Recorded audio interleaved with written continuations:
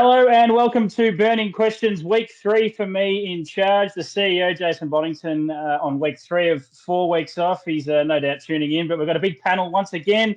We've got a debutant for today's edition of Burning Questions, Joshy Duggan. Great to have you on, mate. I know you've put the pressure on yourself. I messaged you during the week. You've been doing the form, probably a bit more, putting a bit more scrutiny on it than usual, but great to have you on Burning Questions, mate. Yeah, thanks for having me. Good man.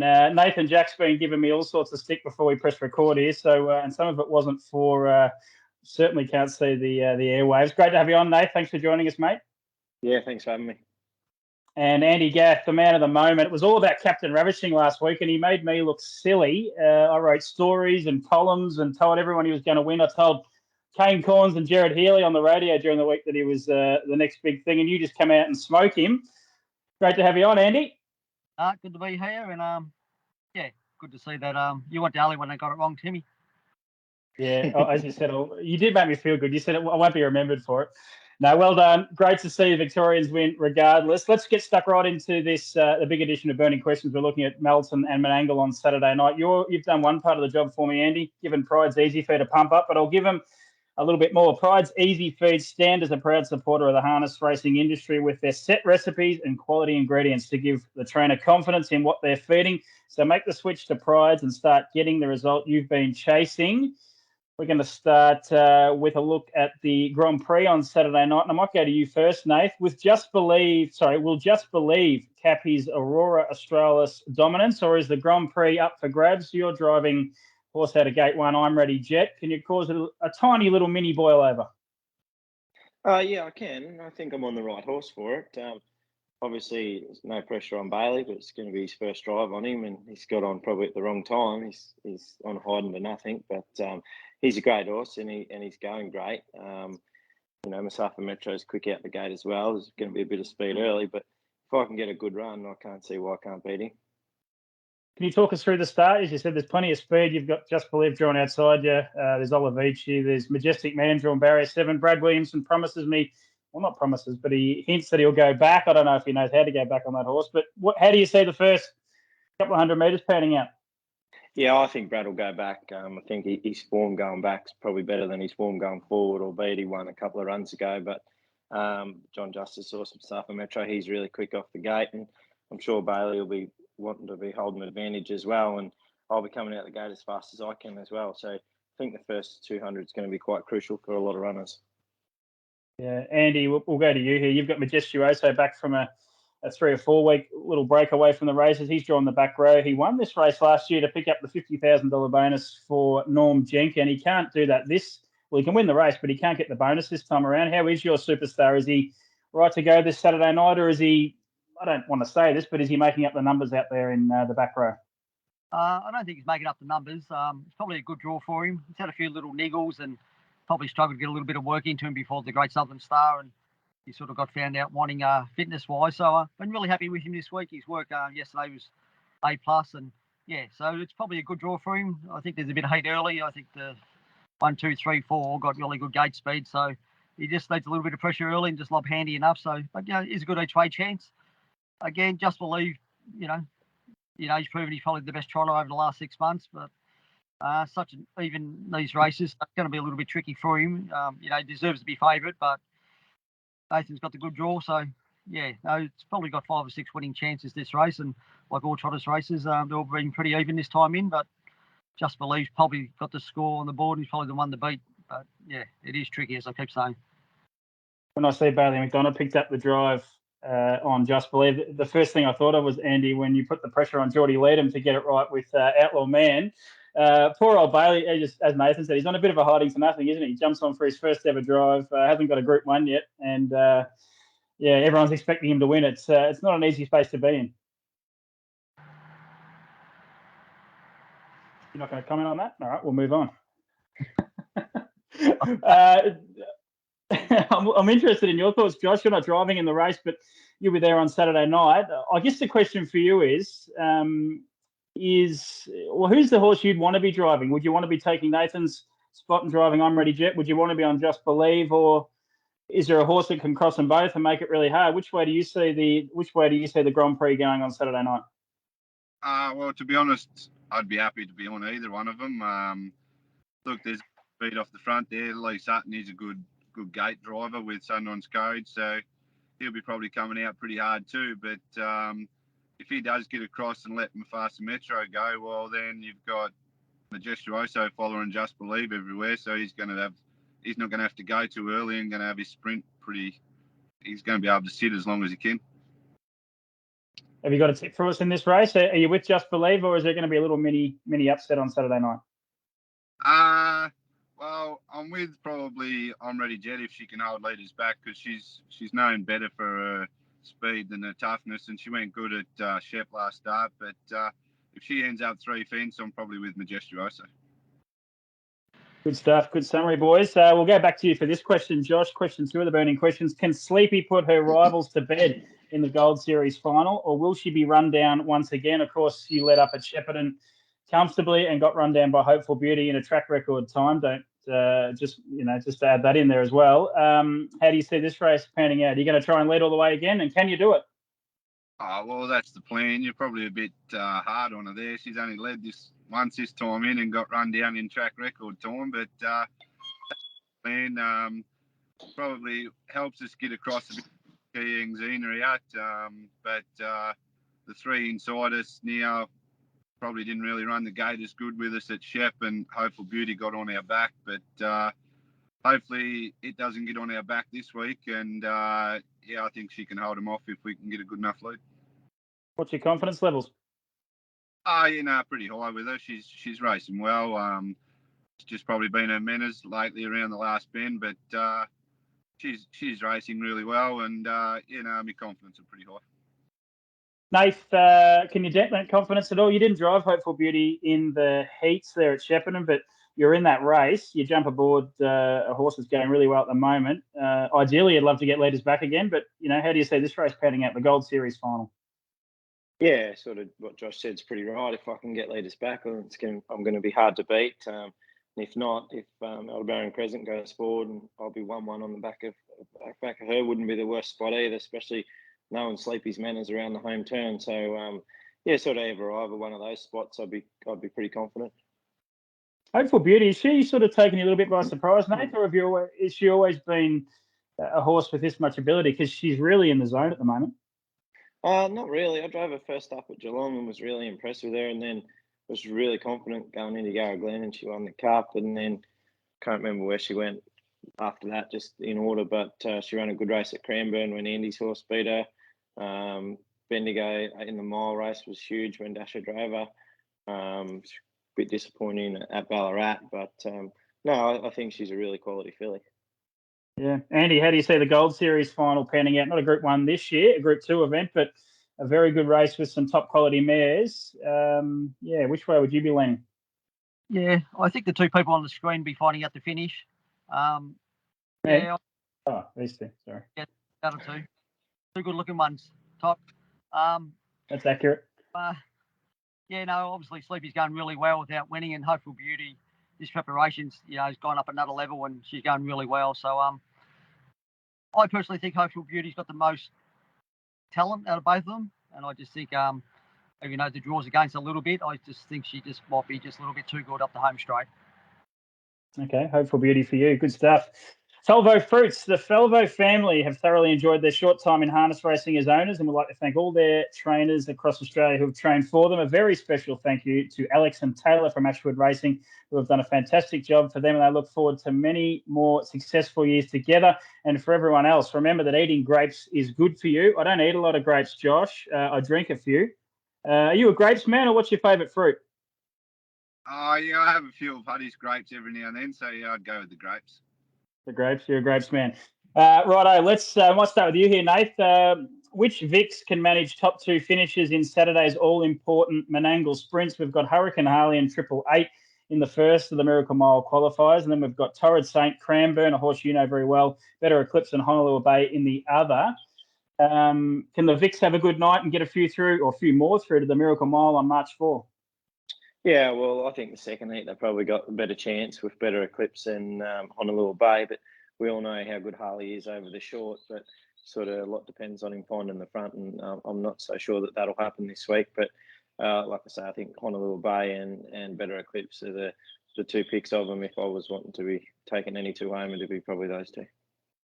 Cranbourne, any hope? You've given a lot with him since he's been here in Australia. And I know, speaking to David Aiken, early days when the horse arrived, that this sort of Miracle Mile campaign was firmly on the radar. So could he sneak in? He's probably going to go around at a bit of a price, but would it surprise you to see him run top two?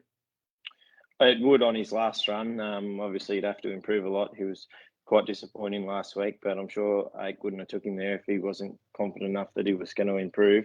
I'm not sure if they found anything amiss or not, but it's a bit of an awkward draw. He can't cross the one, Torrid Saint, so he's going to need a lot of luck to qualify, put it that way. Josh, the Victorians, 6 horses, as I mentioned, we've got in the Miracle Mile qualifiers. You've got to run top 2 to get through to the $1 million race a week later. What do you think our chances are? Oh, yeah, well, as Nathan said, the better ones are probably in the second heat. But the first heat, if they go pretty solid and Triple Eight gets a good drag into it, it'll be probably hitting the line pretty hard. But I thought in the second heat that Torrid Saint could probably run a cheeky race because it runs the gate good and it's going to get a good sit in there. And but as Nathan said too, like Honolulu Bay and Better Eclipse, they're good horses. Honolulu Bay, Better Eclipse. Andy, are you with the other boys? They look probably the best credentialed here. We've got Better Eclipse first up from that the 4-year-old Vic Bred final, and Honolulu Bay backing up from a win in the Hunter Cup in early February. Are they the sort of leading contenders from a Victorian point of view? Yeah, I'd say so. Better Eclipse races really well at Menangle and races well fresh. Honolulu Bay's coming off a Hunter Cup win, and we know how good he was during the Interminion Series. So they're both really top quality horses. And Torrid Saint from the draw is going to, have opportunity as well. So I think in the first, probably going to struggle a little bit.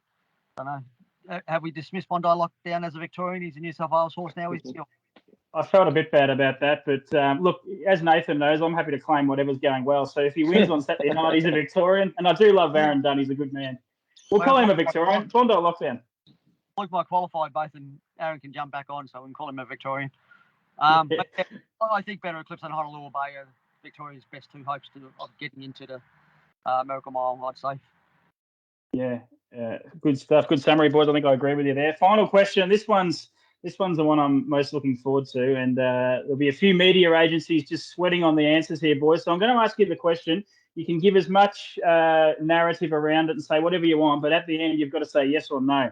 Should the captain get an invite to the $1 million Grand Circuit Classic, which is the Miracle Mile? And if so, can he win it? I need 2 answers there. So should he get in, Nathan? And can he win it? Well, I'm sitting on the fence if he should get in or not just yet, because I'd want to see the qualifiers first. If a horse like Honolulu Bay was unlucky and didn't get in, in my opinion, he probably deserves an invite with his Inner Dominion form and Hunter Cup form in front of a horse that sort of just run through his ages. But I do think he'll get in, but that's only what I think will happen. But can he win it? I don't think so. I think it's going to be too much of a high pressure race for him just yet. Good stuff, Josh. We'll go to you next. Should the captain get an invite to the $1 million American Mile, and if so, can he win the race? Well, yeah, I'm just on the fence a little bit too. After this is burning questions, you realise? You just got to wait and see till Saturday night, because if something's unlucky and hits the line real hard and probably smashes the clock, well, it probably deserves the invite. And can he win it if he gets in? 50-50, because he does have a lot of speed. So if Pity got the opportunity to sit him up, he probably would get over the top of him with the right run. All right, quickly before we go to you, Andy, let's say there's no hard luck stories. Honolulu Bay comes out, blows them away, and the top two clear out and run top 2 by 15 metres to the rest of the field. Does the captain get in then, Nathan? $10. What about you, Josh? Does he get in then if there's no hard luck stories in the qualifiers this Saturday night? Yeah, I think so. Yeah, right. Over to you, Andy. I'm interested in your thoughts here, because you humbled the superstar and you went around at about $16 while doing it. I'm sure you've got the greatest respect for Captain Ravishing. I'm interested, though, that if you were on the Club Menangle board of directors and making the decision here, would you give Captain Ravishing a start in the Miracle Mile? I would. Just surely as a marketing tool and create hype or whatever. I think the race needs him. But I'm a little bit with Nathan. If something goes amiss with some of those top horses, it's going to be hard to put him ahead of them. But I think if the horses that we hope that are going to get through, I think he'll add a lot to the race. And obviously, he's a quality horse. And even though he got beat last week, Catch a Wave got beat 2 starts ago too. Couldn't run top 3, so he can quickly bounce back. So I think I reckon he'll be in the race, and he'll be hard to beat. It all gets down to barrier draw dependent and who else qualifies. But I'm pretty sure he'll be there Saturday week. And on your horse, Catch a Wave, what are your confidence levels? You've got to be, I think most people say that you improve after a couple of runs at Menangle. Your horse appeared to do that, winning the Chariots. It was a super performance. You must be, fairly confident you can win this race. Yeah, again, all gets down to barrier draw, so a little bit of luck. Even though he went really good last week, he's going to have to repeat that performance again. He's come through the race really good, really happy with him. He's really in the zone, and if anything, he's getting better each run. So, he's a live chance, but he's still only a 4-year-old and lightly raced. So a lot of these are a lot of hard season horses. So it won't be easy. Good stuff, boys. Now, Josh, I'm going to go to you first here. As I said, this is where you make your name. You don't make your name driving winners on the track. You make your name tipping winners to the public and the burning questions faithful. Where are you going on Saturday night for your best? Is it Melton? Is it Menangle? Are you putting the pressure on yourself, or are you going to throw it on someone else's shoulders? What's your best bet? Oh, I'm not putting the pressure on myself, put it that way. But I had a bit of a look at Melton. I'm going to go with nephew of Sunoco, because I reckon there's going to be a bit of speed there, and Herbie can just take his time and come with the last shot at him. I haven't got a market in front of me. Have you got a rough price, you reckon? I don't have a market either. What would you be happy to take? I'd say he'd be probably $5 or $6. Okay, good stuff. That'll get your hero status here on Burning Questions. Good stuff, Josh. Nath, we'll go to you. I don't know where Andy's gone. He might be gone. We'll have to I think he was dial trying him to get back in there, wasn't he? Yeah. Was he? I don't know. We'll talk to you anyway. What's your best bet on Saturday night? I'd have a multi. Shawnee. I think he'll be too good for him. He's a class runner. Into Captain Hammerhead in the last at Menangle. Good odds. David Moran, first up? Yeah, I think he's first up for the new camp. So, it'll be interesting to see how he goes. But just are you getting whispers or joining in the Stute stable? No, I've seen him trial. He's trialled. He was average first up, but he was super impressive second up with the gear change. And I think he's about $7 or $8. So I think the multi will be good odds. Good stuff. And what's it like driving Shawnee? He's a very nice little horse, but you've got the extra pressure of the great man watching over your shoulder every race. Oh, yeah, no, he makes it extra special, Shawnee, that's for sure. He's a character, but no, he's a good horse, I think. And in 12 months' time, I think you'll find he'll be going around in some of these races that we're talking about today. Yeah, I think you're right. Andy, we've got your back here. We've got the tips, the best bets from Joshy Duggan, Nathan Jack. You might have made me look like a fool with Catch a Wave betting Captain Ravishing, and you also made me look like a fool in the tips last week. Finn Frost couldn't get anywhere near Outlaw Man. What's your best bet this Saturday? And I might change mine if it's in the same race. Sorry, I didn't hear Nathan's best bet because I was cut off. What was it? Oh, I said Shawnee into Captain Hammerhead. Okay. I'll go robbing me mates. I'll go head-to-head with you, Nathan. So. Right. I'll be outside keeping you company. Robbing me mates for you. Race 5, number 3 at Melton for me. Ebony's Avenger. I haven't got as much guts as you boys. Going for about the even money, but I think we'll be winning. Any thoughts on that tip, Andy? If I got that right or not? If Recaro Blake gets away, we'll be given a lot of heat anyway up front. Couldn't possibly get near it. Anyway, good luck with that. Thanks, boys. Fantastic show. Great stuff. Great to have you on, Josh. Thanks for jumping on. Andy, well done. And good luck next week in the Miracle Mile. Nathan, you've got a huge book of drives at Melton. I've already said you're going to drive 5 winners, so you'll probably drive none. It's my fault if that happens, but good luck to you on Saturday night. If that happens, I'm not coming on here again with you. All right, well, I'll make that a deal. That's in the contract. Thanks, boys. That's been Burning Questions here on February 24. Tune in to Trots Vision on Saturday night for all the racing from Melton and stay across all the results from Menangle. We'll see you next week.